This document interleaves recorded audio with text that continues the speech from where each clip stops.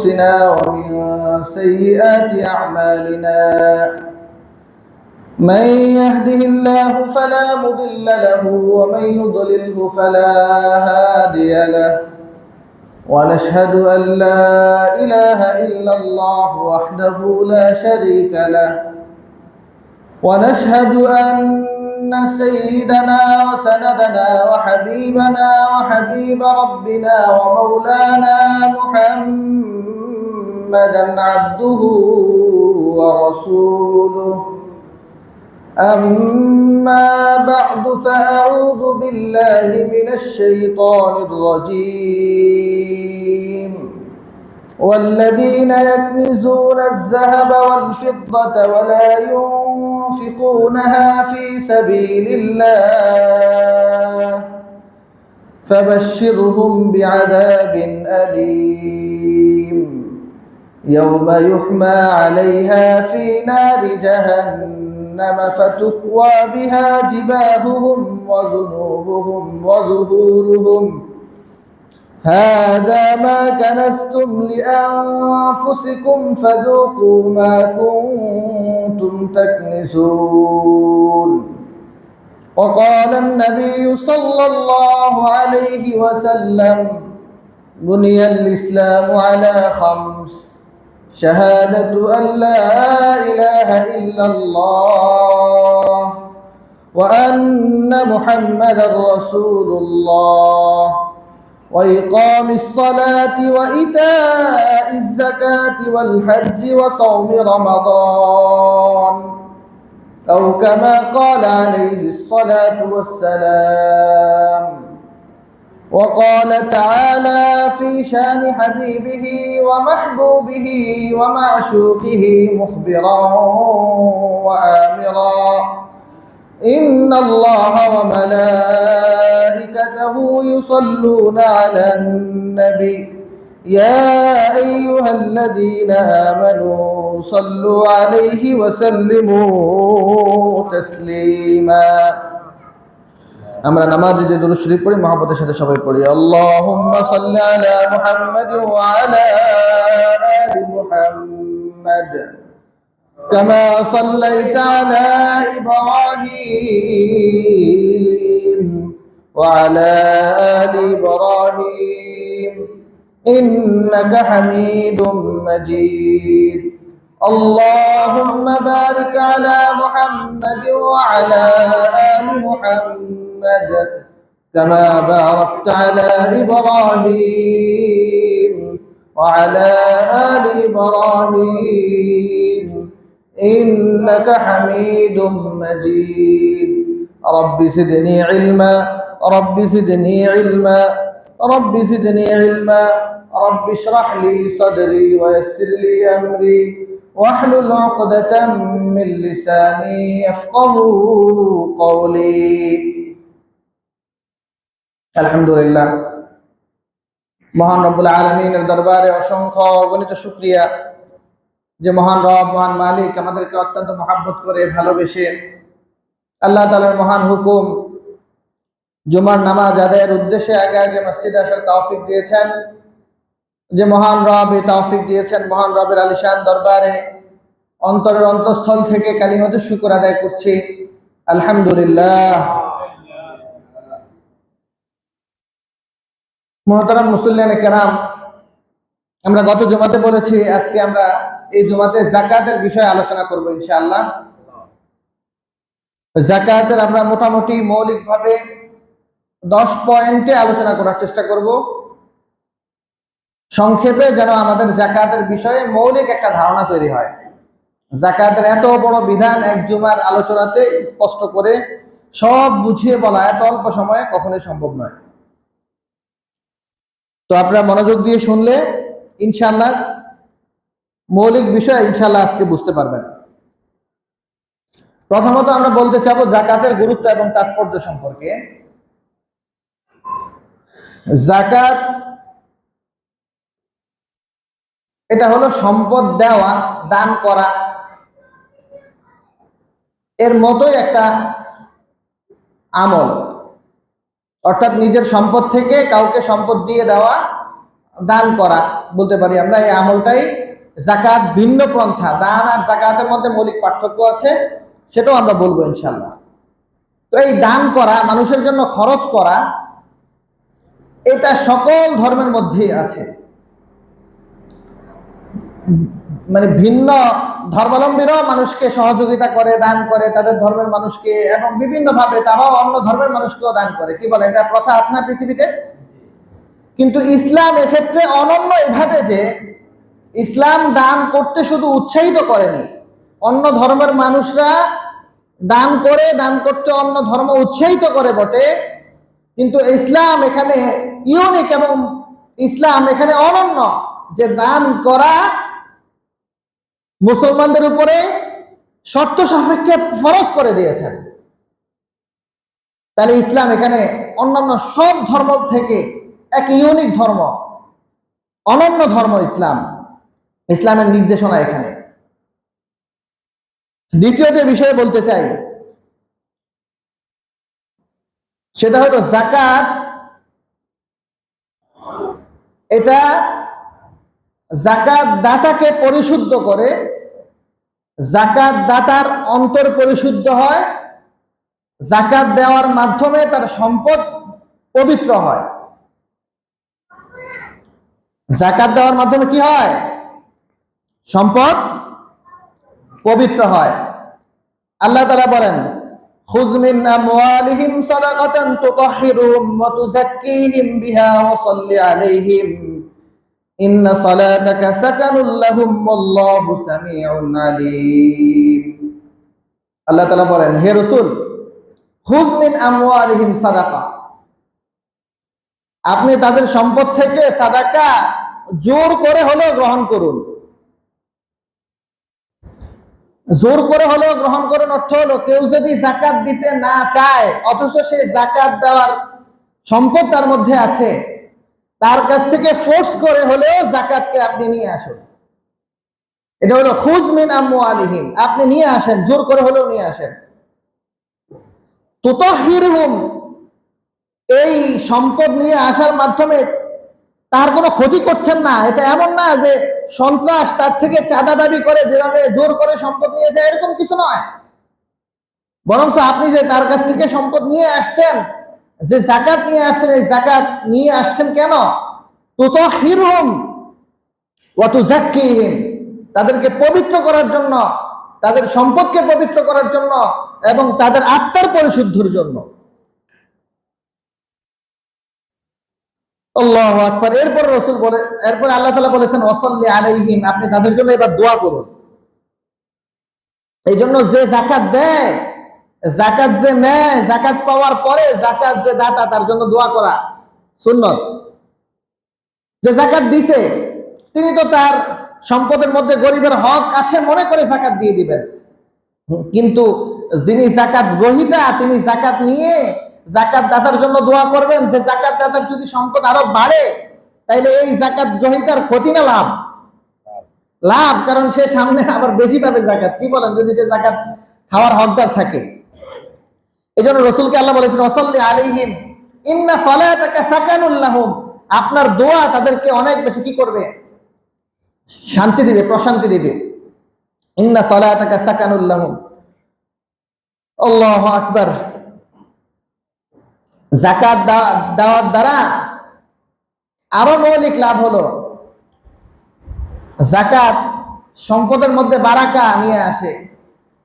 আল্লাহ বলেছেন যে মানুষ যে স্বাভাবিকভাবে মানুষের নজর হলো যাকাত দেওয়ার দ্বারা সম্পদ তার কমে যায়, কিন্তু আল্লাহ তাআলা বলছেন ইয়ামহাকুল্লাহুর রিবা ওয়া ইউরবিস সাদাকাত, আল্লাহ যে সুদ আছে সুদকে মিটিয়ে দিবেন, ধ্বংস করে দিবেন, নিঃশেষ করে দিবেন, কিন্তু সাদাকা এটাকে আল্লাহ তাআলা বৃদ্ধি করে দিবেন। বাহ্যিক দৃষ্টিতে যদিও আমরা দেখি যাকাত দেওয়ার দ্বারা যাকাত দাতার কিছু সম্পদ কমে গেল, কথার কথা যাকাত দাতা যদি 25,000 1 লাখ টাকার মালিক হয়, তাহলে সে যদি এখান থেকে 2,500 টাকা যাকাত দিয়ে দেয়, তো মৌলিকভাবে তার সম্পদ 2,500 টাকা কমে গেল সম্পদ থেকে। কি বলেন? সে যদি 10 লাখ টাকার মালিক হয়, তো 25,000 টাকা যাকাত দিতে হবে, তার সম্পদ থেকে কিছু টাকা কমে গেল বটে, কিন্তু আল্লাহ বলতেছেন বাড়িয়ে দিবেন। যাকাতের দ্বারা সম্পদ বাড়ে। এই বাড়েটা কিভাবে, এটা আপনাদেরকে সংক্ষেপে যদি বোঝানোর চেষ্টা করি, আপনারা সবাই বিজ্ঞ মানুষ বুঝবেন। সম্পদের তারল্য যাকাতের মাধ্যমে সেন্ট্রালাইজ হয়, অর্থাৎ একজনের কাছে থাকে না, কুক্ষিগত হয়ে থাকে না। কাইলা ইয়াকুনা দুলাতাম বাইনাল আগনিয়াই মিনকুম, যাকাতের উদ্দেশ্য হলো যাতে শুধুমাত্র ধনীদের মধ্যেই সম্পদটা কুক্ষিগত না থাকে, বরং সেই সম্পদ যেন বিভাজন হয়ে কেন্দ্রিক হয়ে সমাজের দরিদ্র এবং অসহায়ের মাঝে সুষম হারে বন্টন হয়ে সম্পদের তারল্য সবার মধ্যে ছড়িয়ে পড়ে। ছড়িয়ে পড়লে কি লাভ হবে? মানুষের ক্রয় ক্ষমতা বাড়বে। একজন গরিব মানুষ, অসহায় মানুষ, যিনি ক্রয় করতে পারতো না অনেক দামি জিনিস বা তার মনের ইচ্ছা অনুযায়ী জিনিস, কিন্তু আপনি যখন তাকে সাদাকা করলেন বা যাকাত দিলেন, তো তার ক্রয় ক্ষমতা বাড়লো না? অর্থাৎ এই সমাজের যদি 100 মানুষ যাকাত দেয়, তো 100 মানুষের যাকাত দেওয়ার কারণে কিছু টাকা 100 মানুষের কাছ থেকে কমলো বটে, কিন্তু এই টাকা পাওয়ার পরে বাকি আরো 200 মানুষ, কথার কথা, যাকাত পেল। এই 200 মানুষের ক্রয় ক্ষমতা বাড়লো কিনা? এই 200 মানুষ বাজারে গিয়ে সম্পদ যখন ক্রয় করবে, বাজারের ব্যবসাটা আরেকটু বেশি বাড়বে কিনা? তখন বাজারে যখন ক্রয়ের চাহিদা বাড়ে, তো উৎপাদনের জন্য ফ্যাক্টরিতে মালের সংকট দেখা দেয়, তখন ফ্যাক্টরিওয়ালারা উৎপাদন বাড়ানোর জন্য ফিকির করেন। তখন কি হয়, আরেকটা কারখানা তৈরি করার জন্য, যার একটা কারখানা আছে তিনি দেখেন এটা দিয়ে তার বাজার যে চাহিদা এটা নিবারণ করা সম্ভব না, তখন সে যদি এখন উৎপাদন ক্ষমতা থাকে 1000 মেট্রিক টন, তো সেটাকে 1200 metric ton, 1500 metric ton, 2000 metric টনে কিভাবে উন্নত করা যায় সে তার ফিকির করে। কি বলেন, করে না? এর মাধ্যমে যিনি সম্পদ আছে, ফ্যাক্টরির মালিক, তারও সম্পদ বাড়ে। 2 নম্বর, অনেক মানুষের কর্মসংস্থান হয়, তাদেরও সম্পদ বাড়ে। এভাবে পরের বছর অনেক মানুষের ক্রয় ক্ষমতা আরো বেশি বেড়ে যাবে। এভাবে দিন দিন মানুষের যখন ক্রয় ক্ষমতা বাড়বে, তো সম্পদ মৌলিকভাবে এই অঞ্চলের, এই দেশের সম্পদ বাড়বে, মুসলমানের সম্পদ মৌলিকভাবে বাড়বে। আর পুরা মুসলমানের সম্পদ মৌলিকভাবে বাড়লে লাভ কি? যার যাকাত অনেক বেশি ছিল, তিনি যাকাত দিয়েই শেষ করতে পারতেন না, অনেক এক্সট্রা দান সদকা করেও সমাজের বিভিন্ন অভাব অনটন দূর করতে পারেন না। কিন্তু যদি সমাজের সবাই সমানভাবে ধনী হয়ে যায়, তো অনেক মানুষ ধনী হয়ে যায়, তখন সমাজের মধ্যে যখন কোনো জিনিসের প্রয়োজন পড়বে, কোনো একজন ব্যক্তি অসহায় সমস্যায় পড়বে, কোথাও বন্যা দেখা দিবে, কারো ঘরে ঘর থাকবে না, তখন ওই ঘর নির্মাণের জন্য অনেক মানুষ এগিয়ে আসতে পারবে। তো এভাবে সমাজের মধ্যে অর্থ এবং সম্পদের তারল্য যখন ছড়িয়ে পড়বে, সমানভাবে সবার সম্পদ বাড়বে, এর মাধ্যমে সম্পদের বৃদ্ধি হবে। কি বলেন, ঠিক কিনা?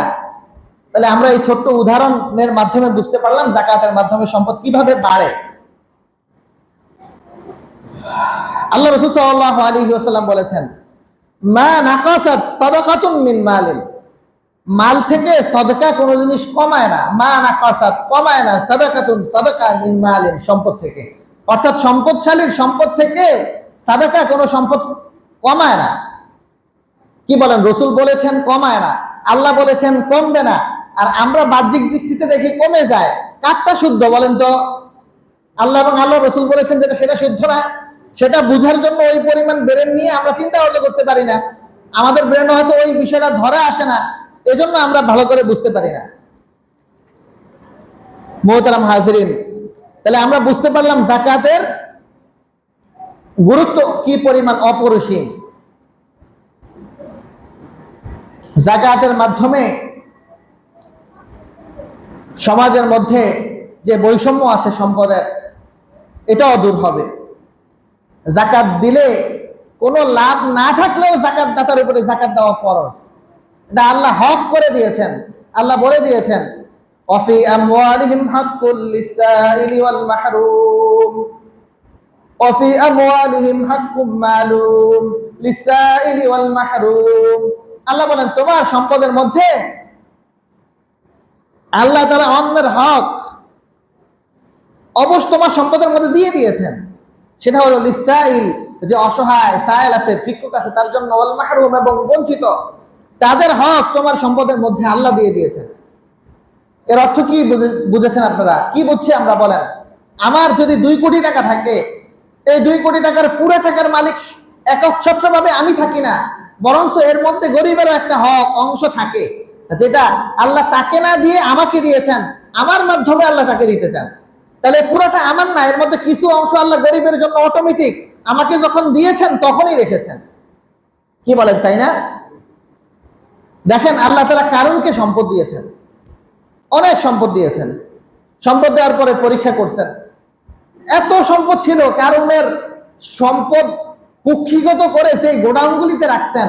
এই গোডাউনের চাবি বহন করার জন্য একটা দল লাগতো, একটা যুবকদের শক্তিশালী একটা দল মিলে শুধু চাবি বহন করে নিতে হইতো। এই পরিমাণ সম্পদের চাবি ছিল। তাহলে সম্পদ কি পরিমাণ ছিল? কিন্তু তার কাছে যখন সম্পদ চাইতে গেলেন, আল্লাহ নবীকে পাঠাইলেন, তখন তিনি বললেন, আরে কি আল্লাহ আমার এই সম্পদ দিচ্ছে, এই সম্পদ আমি আমার মেধা দ্বারা, যোগ্যতা দ্বারা অর্জন করেছি।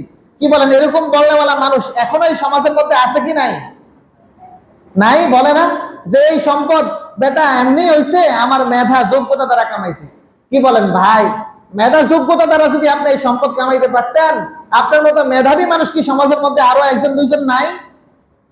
আপনার এডুকেশন, আপনার এডুকেটেড হওয়ার কারণে, আপনি শিক্ষিত হওয়ার কারণে, আপনার যেই সনদ সার্টিফিকেটের কারণে যদি আপনি এই সম্পদ অর্জন করে থাকেন, তাহলে মনে রাখবেন আপনার মতো এরকম শিক্ষিত সার্টিফিকেটধারী অনেক মানুষ আছে যে আপনার মতো সম্পদ কামাইতে পারে নাই, সে অসহায় অবস্থায় আছে, সে কোন রকম দিন এনে দিন খায়, এরকম অবস্থা তারও আছে।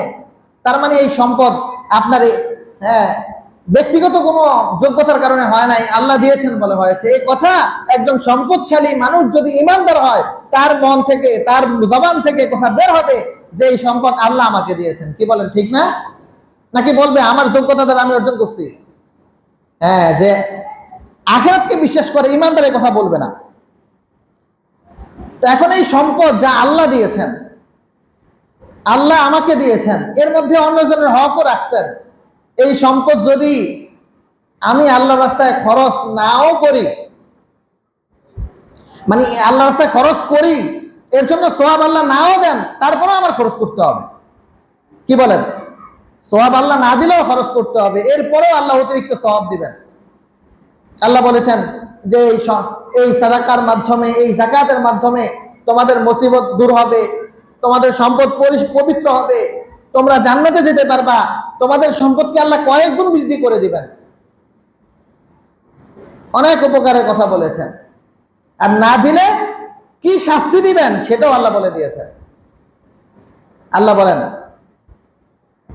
والذين يكنزون الذهب والفضة ولا ينفقونها في سبيل الله فبشرهم بعذاب أليم।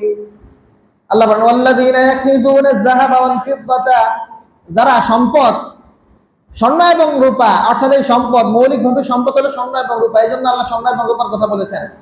স্বর্ণ এবং রূপাকে যারা কুক্ষিগত করে রাখবে, ওয়ালা ইউনফিকুনাহা ফি সাবিলিল্লাহ, আল্লাহর রাস্তার মধ্যে খরচ করবে না, ফাবাশশিরহুম বিআযাবিন আলীম, আল্লাহ বলে যে তাদেরকে সুসংবাদ শুনিয়ে দিন জাহান্নামের আযাবের, যন্ত্রণাদায়ক আযাবের। আযাবটা কি, কেমন হবে আযাব? আল্লাহ বলেন, ইয়াউমা ইউহমা আলাইহা ফি নারি জাহান্নাম, সেদিন এই সম্পদকে আল্লাহ তাআলা পাত বানাবেন। এই স্বর্ণ এবং রূপাকে আল্লাহ লোহার পাত বানাবেন, পাত বানিয়ে এটাকে গরম করবেন। আমরা বাসায় লন্ডি করি না পাঞ্জাবি, প্রত্যেকের ঘরে এখন লন্ডি আছে। আগে লন্ডির দোকানে অনেক ভিড় হতো, এখন আলহামদুলিল্লাহ আমরা সমাজের সব মানুষই মোটামুটি সামর্থ্যবান হওয়ার কারণে প্রত্যেকের বাসায় একটা করে লন্ডি আছে। এই লন্ডি যখন গরম হয়, ওটা হাতের মধ্যে যদি সেকা লাগে, শরীরের মধ্যে যদি লাগে, শরীরটা কি, চামড়াটা কি আগে যেমন ছিল এমনই থাকে না পুড়ে যায়? পুড়ে যায় না? কি বলেন, পুড়ে যাবে কিনা, যায় কিনা? কাপড়ে লাগলে যদি কতক্ষণ রেখে দিলে কাপড়টা যদি পুড়ে যায়, তাহলে শরীর কিভাবে ভালো থাকবে? শরীর তো পুড়েই যাবে। আল্লাহ বলেন সেদিন এরকম লোহার পাত বানিয়ে, ইয়াউমা ইউহমা আলাইহা ফি নারি জাহান্নাম, এই সম্পদকে আল্লাহ তাআলা জাহান্নামের আগুন দিয়ে সেদিন তাপ দিবেন, দুনিয়ার ইলেকট্রিসিটি দিয়ে নয়। জাহান্নামের আগুন দিয়ে সেদিন গরম করবেন। ফাতুকুয়া বিহা জিবাহুহুম ওয়া জুনুবুহুম ওয়া যুহুরুহুম, এরপরে এগুলি দিয়ে তার পিঠের মধ্যে, পেটের মধ্যে এবং তার পাঁজরের মধ্যে ছেঁকা দিবেন। আর বলবেন হাযা মা কানাসতুম লিআনফুসিকুম, আরে বুঝো নাই মিয়া, আমি তো তা যা তুমি দুনিয়াতে জমা করে রাখছিলা, খরচ করো নাই, জমা করছিলা, মনে করছো ছেলে মেয়ের হবে, ভবিষ্যৎ প্রজন্মের হবে, এই জন্য রাইখে আসছো। আরে ওটা তাদের জন্য হয় নাই, বরঞ্চ আমি তোমার সেই সম্পত্তি তোমার জন্য আযাবের উপকরণ হয়ে তোমাকে আযাব দিতে আসছি। কি বলেন? আমার রেখে যাওয়া সম্পদ আমার আযাবের উপকরণ হয়ে যাবে, আল্লাহ আমার আযাবের উপকরণ বানিয়ে দেবেন। শাস্তি। রাসূল সাল্লাল্লাহু আলাইহি ওয়াসাল্লাম বুখারী মুসলিমের হাদিসের মধ্যে বলেছেন, মান আতাহুল্লাহু মালান, আল্লাহ যাকে সম্পদ দিলেন, ফালাম ইউআদ্দি যাকাতাহু, সে যাকাত দেয় নাই, মুসিলা লাহু ইয়াউমাল কিয়ামাতি শুজান আকরাহু লাহু যাবিবাতান, তার এই সম্পদকে আল্লাহ তাআলা সেদিন সাপের আকৃতি ধারণ করে দিবেন। এই সাপ কিয়ামতের দিন তার শরীরের মধ্যে পেঁচিয়ে, গলার মধ্যে পেঁচিয়ে এভাবে সবল মেরে থাকবে, সবল মেরে সুম্মা ইয়াখুযু বিলিহজিমাইহি, সুম্মা ইয়াখুযু বিলিহজিমাতিহি, অতঃপর এই সাপ তার গালের গোশত দুই গাল থেকে কামড়ায় কামড়ায় ঠোকর দিয়ে দিয়ে খাবে। আর বলবে আনা মালুক ওয়া আনা খানজুক, আমি সাপ দেখতেছো তোমার চোখে, কিন্তু আমি তোমার মাল, প্রকৃতপক্ষে আমি তোমার সম্পদ, যে সম্পদের তুমি যাকাত দাও নাই, তো ওই সম্পদটাকে আল্লাহ এই সাপের রূপ ধারণ করে দিয়েছেন আজকে, আর আমি তোমাকে ভোগ করছি। কি বলেন? এই শাস্তি সহ্য করার মতো ক্ষমতা আমাদের আছে? তাহলে আমাদের কি করতে হবে? যাকাত দিতে হবে। যাকাত এবার কে দিবে? কি বলেন? যাকাত কি সবাই দিতে হবে কিনা? কে যাকাত দিবে? কার উপরে যাকাত ফরজ জানতে হবে না? যাকাত ফরজ হওয়ার জন্য, যাকাত দেওয়ার জন্য শর্ত হলো কোন মুসলমান বালেগ ব্যক্তি যখন 7.5 ভরি পরিমাণ স্বর্ণের মালিক হবে অথবা 52.5 তোলা রূপার মালিক হবে, তখন তার উপরে যাকাত ফরজ হবে। এখন বর্তমান বাজারে 7.5 ভরি স্বর্ণের মূল্য প্রায় 10 লাখ টাকার উপরে, আর 52.5 ভরি রূপার মূল্য মাত্র 88,000 টাকা। 52.5 ভরি রূপার মূল্য বর্তমান বাজারে মাত্র 88,000 টাকা, 1667 টাকা করে বিক্রয় মূল্য। আপনি আজকে অনলাইনে গিয়ে চার্জ দিয়ে বাজার মূল্য দেখতে পারবেন। আসুন্নাহ ফাউন্ডেশন সহ বিভিন্ন ফাউন্ডেশনের অনলাইন ফেসবুক তাদের যে পেজ আছে, পেজের মধ্যে তারা বিভিন্ন লিঙ্ক দিয়ে রাখছে, ওই লিঙ্কে ঢুকলেই আপনি দেখতে পারবেন যে আজকের বাজার মূল্য কত। তাহলে আমরা বাজার মূল্য দেখে আসছি 88,000 টাকা। এখন দেখেন দুইটার মধ্যে পার্থক্য হয়ে গেল না? একটা হলো মাত্র 88,000 থাকলেই যাকাত আবশ্যক হয়, আরেক নিসাবের দিকে দেখলে দেখা যায় 10 লক্ষ টাকার প্রায় দরকার। পার্থক্য হলো না? এখন আমরা কোনটা ধরে যাকাত দিব? কোনটা যাকাতের বেসিক নিসাব ধরবো? এক্ষেত্রে ফুকাহায়ে কেরামের মত হলো যেটা ধরলে মানুষের বেশি উপকার হয় সেটা ধরবো। আর পার্থক্যটা মূলত আমাদের মানে আমাদের সময় এসে তৈরি হয়েছে। রসুলের সময়ে 7.5 ভরি স্বর্ণ আর 52.5 তোলা রূপার মূল্য সমান ছিল। তো স্বর্ণের বাজার দিন দিন বৃদ্ধি পেয়েছে, রূপার বাজার সেভাবে বৃদ্ধি পায় নাই, এটা প্লস করেছে, যার কারণে রূপার দাম কমে গেছে আর স্বর্ণের দাম বৃদ্ধি পেয়েছে অনেক বেশি হারে, যার কারণে বর্তমানে রূপার মূল্য অনেক কম, স্বর্ণের মূল্য অনেক বেশি। এই পার্থক্য। তো রসুলের সময় কোনো পার্থক্য ছিল না। বুঝে আসেন এই কথা? এবার কথা হলো, এই 7.5 ভরি স্বর্ণ যদি কারো কাছে শুধু স্বর্ণ থাকে আর কোনো কিছু না থাকে, তাহলে স্বর্ণ 7.5 ভরি না হলে যাকাত আসবে না। যেমন মহিলাদের কোনো যদি সম্পদ না থাকে, শুধু স্বর্ণ থাকে, স্বর্ণ 7.5 ভরি হওয়ার আগ পর্যন্ত যাকাত আসবে না। রূপা থাকলে 52.5 ভরি না হওয়া পর্যন্ত আসবে না যাকাত। এটা ব্যবহৃত স্বর্ণের মধ্যেও যাকাত আসবে, অব্যবহৃত স্বর্ণের মধ্যেও যাকাত আসবে। এটা যদি তার শরীরে, কানে, গলায় পড়া থাকে তাও আসবে, এটা আলমারির লকারে থাকলে তাও আসবে, এটা ব্যাংকের লকারে যদি ওই স্বর্ণ থাকে তাও যাকাত আসবে। তাহলে স্বর্ণ এবং রূপা যেভাবেই থাকো তার মধ্যে যাকাত আসবে। এখন সম্পদের ক্ষেত্রে পুরুষের সম্পদ পুরুষের, মহিলার সম্পদ মহিলার। মহিলা সে মোহর বাবদ যা পেয়েছে, তার অ্যাকাউন্টে ব্যক্তিগত যা আছে, তার স্বর্ণ যা আছে, রূপা যা আছে, এভাবে অনেক সম্পদ যদি তার মধ্যে থাকে, অর্থাৎ শুধু স্বর্ণ থাকলে তো 7.5 ভরি, শুধু রূপা থাকলে তো 52.5 তোলা, কিন্তু কারো কাছে স্বর্ণ আছে 1 ভরি, রূপা আছে 2 ভরি, এরপরে তার ব্যাংকে টাকা জমানো আছে কথার কথা 20,000 50,000 এরকম, এবং তার নগদে কিছু টাকা আছে, বিকাশে কিছু টাকা আছে। এখন সব বেশিরভাগ মানুষের ঘরে মোবাইলে নগদ বিকাশ আছে না, কিছু টাকা থাকে না, এই সব কিছু হিসাবের মধ্যে আসবে। আসার পরে যেই টাকাটা আসবে এই সব টাকার হিসাব করে যাকাত দিতে হবে, আমরা সেটা বলবো। তো আমরা স্বর্ণের নিসাব জানলাম এবং রূপার নিসাবও জানলাম, সব ক্ষেত্রেই আমাদের প্রযোজ্য হলো যেটা ছোট হয় সেটা।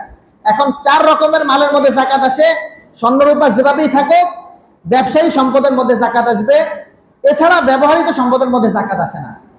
যেমন একজন ব্যক্তির 5টা গাড়ি আছে, তার নিজের জন্য একটা আছে, বিবির জন্য একটা আছে, তার 3 বাচ্চার জন্য 3টা গাড়ি আছে, 5 জন ড্রাইভার আছে, এই 5টা গাড়ির যাকাত আসবে না। তার ঘরের মধ্যে অনেক দামি দামি আসবাব আছে, 5টা ফ্রিজ আছে, এরকম অনেক অনেক জিনিস সাজানো আছে, এগুলি কোনো কিছুর মধ্যে যাকাত আসবে না। তার ঢাকায় 5টা ফ্ল্যাট বিল্ডিং আছে, এরকম হাজীগঞ্জে আরো 2টা আছে, এরপরে আবার বিলবাড়িতে আরো 5টা আছে, এই কোনো সম্পদের মধ্যে যাকাত আসবে না। তার ল্যান্ড আছে, বিক্রয়ের উদ্দেশ্যে নয়, এই সম্পদগুলি যেটা বলছি এগুলি এমনি সে বসবাসের জন্য তৈরি করেছে অথবা ভাড়া দেওয়ার জন্য তৈরি করেছে, যাকাত আসবে না। সে কথার কথা হাজীগঞ্জে তার সম্পদ আছে, ঢাকায় সম্পদ আছে, সে কিছু সম্পদ ইটালিতেও কিনে রাখছে, অস্ট্রেলিয়াতেও কিছু, মিডল ইস্টেও কিছু সম্পদ সে কিনে রাখছে, ফ্ল্যাট প্লট কিনে রাখছে, এই সম্পদের উপরে যাকাত আসবে না।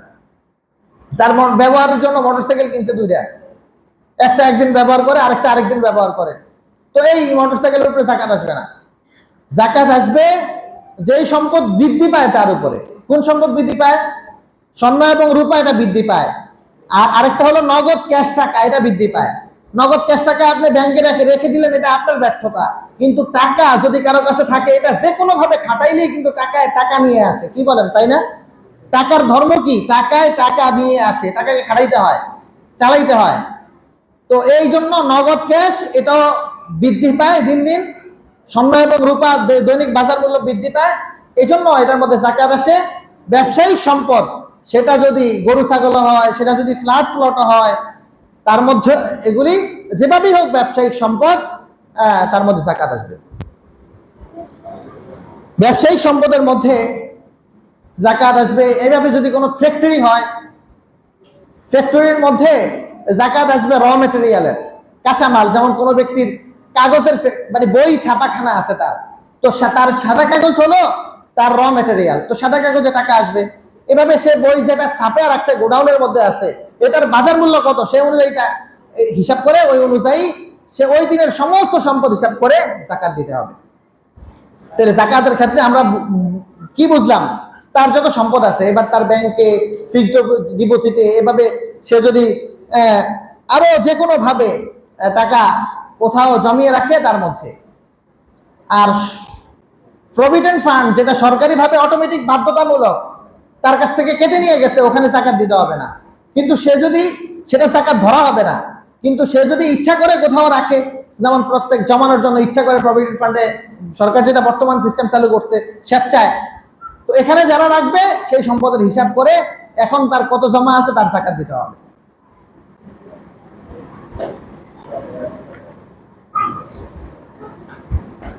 আমি মোটামুটি বোঝানোর চেষ্টা করছি, তবে আমার মন প্রশান্তি হয় না যে আপনারা বুঝে গিয়েছে। আরো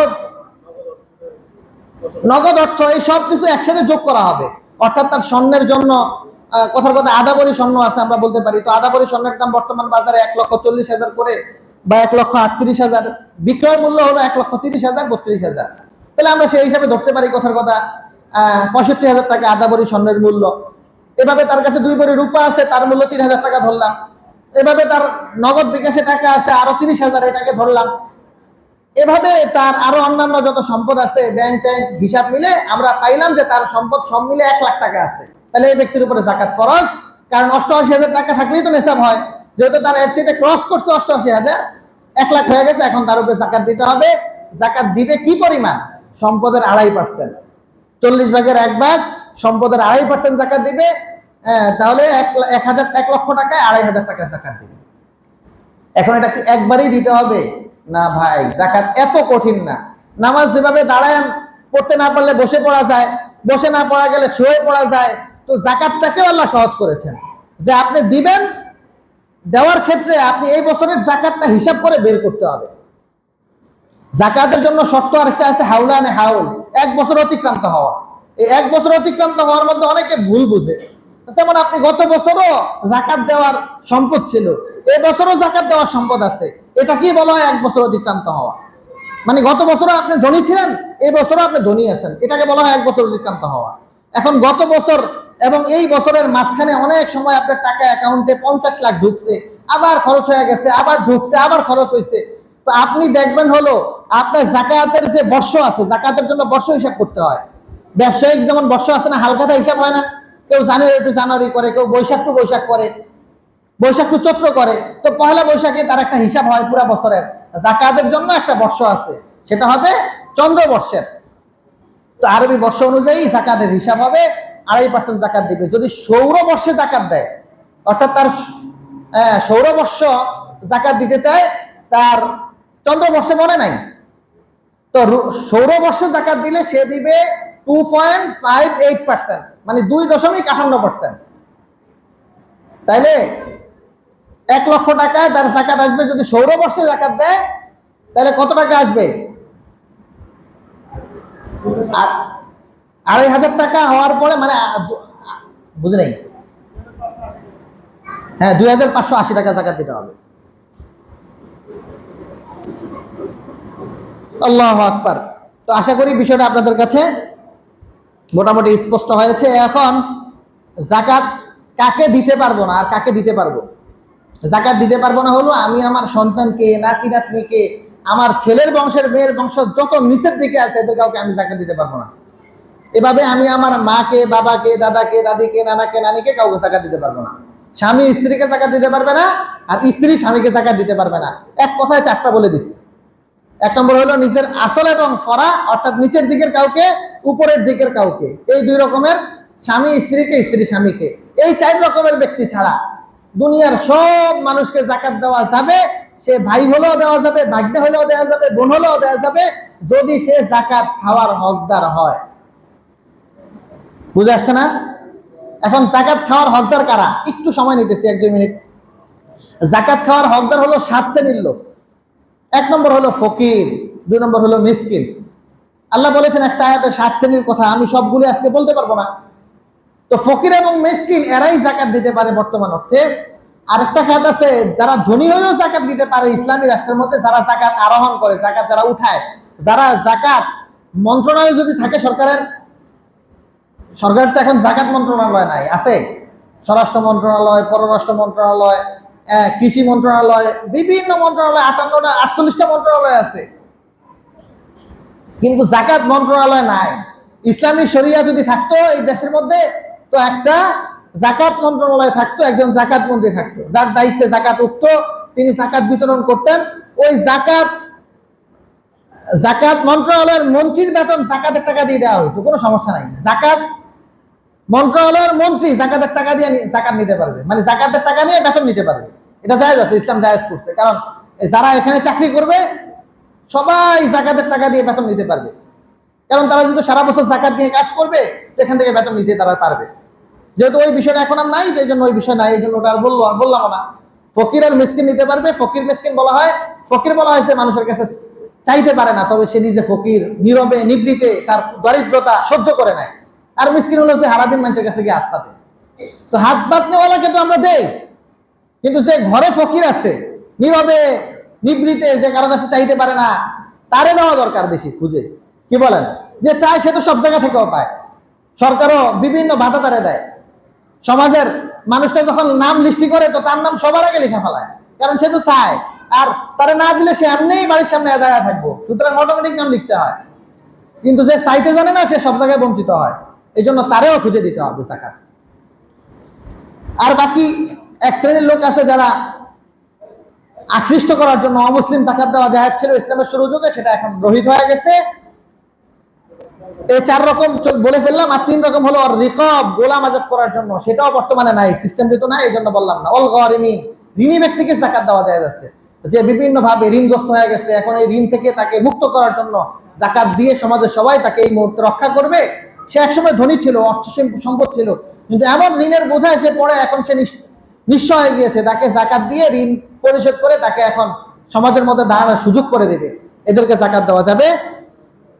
মুসাফিরকে যাকাত দেওয়া যাবে। এবং যে মুসাফির যদিও ধনী, কিন্তু এখন ধনীরা মুসাফির এখানে থাকলে সে বাড়িতে ফোন করে টাকা নিয়ে আসতে পারে, তার পকেটে বিকাশ আছে, নগদ আছে, bank account, credit card, debit card, ব্যাংকের কার্ড আছে, সে টাকা উঠাইতে পারে। এই জন্য এখন আর মুসাফিরকে যাকাত দেওয়া যায় না, আগের সময় যাকাত দেওয়া যেত। তাহলে মুসাফিরও বাদ গেল। অফি সাবিলিল্লাহ, যে আল্লাহর রাস্তায় মুজাহিদ, তাকে যাকাত দেওয়া যায় যদি সে দরিদ্র হয়। তাহলে এই ক্রয় শ্রেণীর ছাড়া আর কাউকে যাকাত দেওয়া যায় না। তাহলে আমরা যাকাত যাকে দিব ভালোভাবে জেনে আমরা যাকাত দিব, সে যাকাতের হকদার কিনা। যদি যাকাতের হকদারকে যাকাত না দেই তাহলে কিন্তু আমার যাকাত আদায় হবে না। বুঝে আসছে না? এই জন্য যাকাতের হকদার কিনা এটা আমরা খুঁজে যাকাত দেওয়ার চেষ্টা করব। এবার আসি সর্বশেষ কথায়। আমাদের মাদ্রাসাতে একটা যাকাত ফান্ড আছে, সব এতিমখানা মাদ্রাসাতে একটা যাকাত ফান্ড থাকে। আমাদের 2টা ফান্ড, একটা জেনারেল ফান্ড, একটা যাকাত ফান্ড। জেনারেল ফান্ডের টাকা দিয়ে আমরা শিক্ষক বেতন দিতে পারি, আমরা বিল্ডিং করতে পারি, কোনো জিনিস প্রয়োজন হলে সেটা কিনতে পারি, সমস্যা সমাধান করতে পারি। এটা হলো আমাদের জেনারেল ফান্ড, এটাতে আপনারা মৌলিকভাবে যেটা দান করেন স্বাভাবিক, যখন যার সামর্থ্য হয় সেটা। আরেকটা হলো গোরাবা ফান্ড বা লিল্লা ফান্ড বা যাকাত ফান্ড, যেটাকে আমরা বলছি। এই ফান্ডের টাকাটা শুধুমাত্র যারা যাকাতের হকদার তারা ভোগ করতে পারেন, অন্য কেউ পারেন না। এখন তাদেরকে অনেকভাবে দেয়া যায়। যেমন একজন যাকাতের হকদার, তাকে আপনি মূল টাকাটা দিলে সে টাকাটা নষ্ট করে ফেলবে। এখন তাকে আপনি টাকাটা না দিয়ে তাকে আপনি ডেকে আনেন, আইনা তাকে বলেন যে ভাই তুমি তো অসহায়, তোমার এই অসহায়ত্ব আমি দূর করতে চাই, কিভাবে দূর করবো? তো সে বলবে যে ভাই আমার একটা, আপনি কি করতে পারেন? সে বললো যে আমি ছোট্ট একটা কাজ করতে পারি, সেটা হলো আমি আমি কি বলে অটো চালাইতে পারি, ভ্যান চালাইতে পারি, রিক্সা চালাইতে পারি। তো তাকে বললাম যে ঠিক আছে, তো মানে আমি একটা রিক্সা কিনে দিলাম, তুমি এখন এই রিক্সা চালাইবে, বিক্রি করতে পারবে না। এভাবে দারিদ্র বিমোচন হবে, যাকাত প্রোডাক্টিভ হবে। যাকাতে শাড়ি দিলে, রিলিফ দিলে, আর প্রত্যেক বছর ওই ময়দা, সেমাই, চিনি ইত্যাদি কিনা দিলে আপনি জীবনভর যাকাত দিবেন, আর ওর জীবনভর যাকাত নিব, ওর জীবনও বড় লোক হতে পারবো না, আর আপনি জীবনও এই সমাজ থেকে দারিদ্র দূর করতে পারবেন না। এই জন্য সমাজের 10টা মানুষকে এবছর যাকাত দিবেন, বাকি কাউকে দিবেন না, সবাই মিলে নিয়ত করবেন এই 10 জনকে আমরা ধনী বানায় ছাড়া দিব, সামনের বছর যেন এরা নিজেরা যাকাত দিতে পারে। এই ব্যক্তিরা সামনের বছর কোনো যাকাত দেওয়া হবে না। তারা একটা অটো কিনে দিলেন সবাই মিলে, শেষ। তারা একটা গরু কিনে দিলেন এই বছর, ছাগল কিনে দিলেন এই বছর, সেলাই মেশিন কিনে দিলেন একজন মহিলাকে, অসহায় মহিলাকে, তার স্বামী নাই, বাস তার ঘরে কন্যা সন্তান আছে, ছেলে সন্তান আছে, তারা পড়তে পারে না, আপনি তাদের পড়ার দায়িত্ব নিলেন। এই বছরের পুরা পড়ার খরচ, অথবা তাকে উচ্চ শিক্ষিত করা পর্যন্ত পুরা পড়ার খরচ আপনি যাকাতের অর্থ থেকে ব্যয় করে দিলেন। বা সে যখন শিক্ষিত হয়ে যাবে, সে নিজে তো সমাজের আরো 10 জনকে যাকাত দিতে পারবে কর্মসংস্থান হলে, কি বলেন, তাই কিনা? এই জন্য আমরা শিক্ষার ক্ষেত্রে যাকাত দিব। আমাদের দায়িত্ব নিয়ে একজন অসহায়কে পড়িয়ে তার পড়ার খরচ যেই নেই সে পড়াক না কেন, সে অনেক বড় বিজ্ঞানী বানানোর জন্য পড়ান, ইঞ্জিনিয়ার বানানোর জন্য পড়ান, তাকে আপনি উচ্চ শিক্ষায় শিক্ষিত করে, তাকে আপনি দরিদ্র দূর করে শিক্ষা দিয়ে তাকে আপনি ধনী বানিয়ে দেন। একজন অসহায় যে সে শিক্ষিত হইতে পারবে না, তাহলে অন্য কোনো কাজ দিয়ে তাকে আপনি ধনী বানানোর চেষ্টা করেন। এইভাবে যাকাত দিলে যাকাত প্রোডাক্টিভ হবে, ইফেক্টিভ হবে।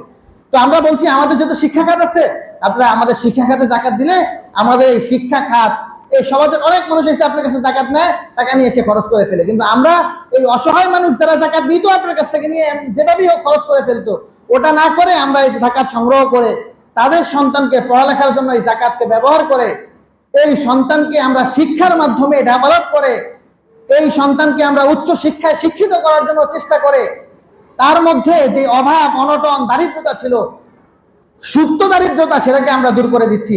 তাকে আমরা কর্মমুখী শিক্ষার মাধ্যমে, কি বলেন, ঠিক কিনা? তাহলে এই খাতে আপনি যাকাত কেন দিবেন না? এটা সবচেয়ে বেশি ইফেক্টিভ হবে এবং সবচেয়ে বেশি প্রোডাক্টিভ হবে। আপনি নিজে দায়িত্ব নেন, আমরা বলছি না আমাদের ফান্ডে দিয়ে যান, আপনি আসে আমাদের কাছ থেকে দায়িত্ব নেন যে হুজুর এই বছর আমি 10 জন বাচ্চাকে পড়ালেখার খরচ দিব, এই 10 জন বাচ্চা আমাদের দেখা দেন, আমরা 10 জন বাচ্চারা দেখা দিব, আপনি 10 জন বাচ্চার বেতন দিয়ে দেন। তারপর পরিবার যেটা পারে সেটা তার পরিবার দিচ্ছে, কথার কথা বেতন 900, তার পরিবার 200 দিতে পারছে, সেটা তারা দিচ্ছে, বাকি 700 করে আপনি দিয়ে তার পড়ালেখার খরচ মিটিয়ে দেন। এভাবে আপনি আস্তে আস্তে তাকে উচ্চ শিক্ষিত করে সমাজ থেকে আপনি দারিদ্র দূর করেন। এভাবে আমরা যদি সবাই সমাজের দায়িত্ব নেই, কি বলেন, এই সমাজ আর দরিদ্র থাকবে না? দিন দিন এই সমাজের মধ্যে থেকে দরিদ্র দূর হয়ে এই সমাজের মধ্যে আস্তে আস্তে দারিদ্র বিমোচন হবে। কোনটা হবে বলেন? দিন দিন দারিদ্র বিমোচন হবে। এই জন্য দারিদ্র বিমোচনের জন্য আমরা সবাই সম্মিলিতভাবে কাজ করার চেষ্টা করব। আল্লাহ যাদেরকে আমাদেরকে সামর্থ্য দিয়েছেন, আর যারা সামর্থ্যবান না তারা যাকাত নেবেন। সামর্থ্য থাকার পরেও যাকাত দিয়ে আপনি যাকাত যে দিচ্ছেন তার যাকাত নষ্ট করেন না ভাই, আল্লাহর রাস্তায়। আপনার সম্পদ আছে, আপনি নিজে 88 টাকার মালিক, 88,000 টাকার মালিক, এরপরে আপনি যাকাত খুঁজেন। আরে ভাই, আপনি যাকাত খুঁজলে তো যে যাকাত দিতেছে তার যাকাত না হবে না। আপনি এত লালায়িত কেন, এত জিহ্বা আপনার লম্বা কেন কুকুরের মতো, যে সব খাওয়ার পরও আপনি জিহ্বা একটা বের করে রাখতে হবে? আল্লাহর রাস্তে এই বিষয়টা সবাই ক্ষমাসুন্দর দৃষ্টিতে দেখবেন আমাকে। আপনারা যারা যাকাত দিবেন তারা হকদারকে জেনে বুঝে দিবেন, আর যারা নিবেন তারাও চিন্তা ভাবনা করে যাকাত নেবেন। হযরত রাসূল কারীম সাল্লাল্লাহু আলাইহি ওয়াসাল্লামের সময়ে যাকাত এভাবে দেওয়ার কারণে ওমর ইবনে আব্দুল আজিজের সময়ে অবস্থা এমন দাঁড়িয়েছিল যে যাকাত দেওয়ার জন্য সবাই ঘুরতো রাস্তায় রাস্তায়, নেওয়ার মতো মানুষ ছিল না। আমরা সে অবস্থায় ফিরে যাওয়ার জন্য রাষ্ট্রীয়ভাবে, সামাজিকভাবে, ব্যক্তিগতভাবে সবাই চেষ্টা করব। আল্লাহ আমাদের সবাইকে তৌফিক দান করেন। ওয়া আখিরু দাওয়ানা আলহামদুলিল্লাহি রাব্বিল আলামিন।